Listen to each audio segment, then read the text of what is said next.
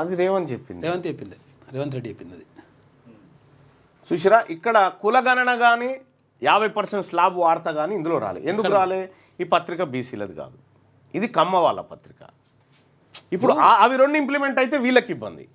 పార్లమెంట్లో ప్రతిపక్ష నేత ఆయన కనీసం ఒక వార్త ఒక మాట కూడా లేదు ఆయనది. సో దాన్ని సీఎం రేవంత్ రెడ్డి రూపంలో కవర్ చేసుకొచ్చారు. టకీ భరోసా, రైతుల ఖాతాలో నగదు జమ 4.41 లక్షల మందికి 569 కోట్ల సాయం, రైతు కూలీలకు 10 కోట్ల ఆత్మీయ భరోసా.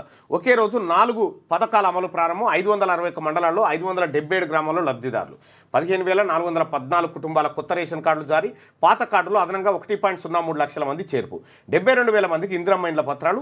ఇండ్ల కోసం 80.50 లక్షల మంది దరఖాస్తులు. ఇప్పటికీ 40 లక్షల దరఖాస్తుల పరిశీలన పూర్తి. ఇండ్ల స్థలాలు ఉన్నవారు 21.30 లక్షల మంది, స్థలాలు లేని వారు 18.7 లక్షల మందిగా నిర్ధారణ. వారంలో పూర్తి కానున్న పరిశీలన ప్రక్రియ. ఎన్నికల హామీలను అమలు చేస్తున్నామని తుమ్మల. అచ్చంపేట మార్కెట్ కమిటీ ఘటనపై మంత్రి ఆరాధించిందట.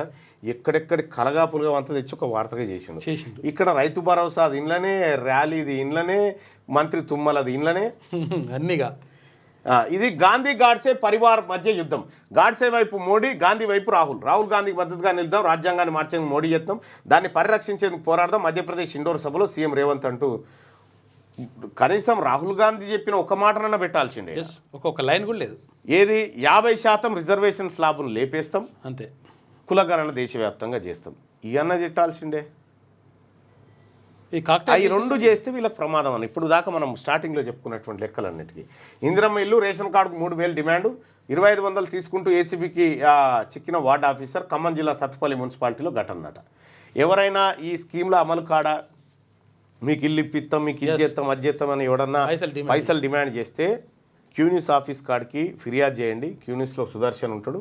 సుదర్శన్ నెంబర్ మీ అందరికి మళ్ళీ ఒక్కసారి మీరు, ఎందుకంటే ఇటువంటి ఫిర్యాదులు ఏమన్నా వస్తే, ఎందుకంటే మీరు ప్రజలు చెప్పు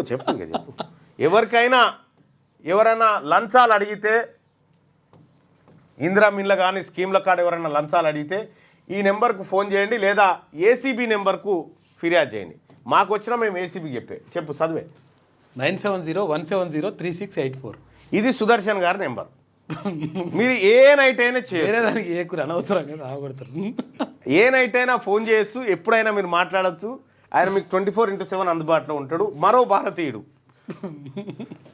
క్యూ న్యూస్ ఛానల్లో పనిచేయటకు అనుభవం గల సీనియర్ వీడియో ఎడిటర్స్ కావాలను సంప్రదించవలసిన నెంబర్ 8688926084. qnews@gmail.com ను సంప్రదించండి. లైక్ చేయండి.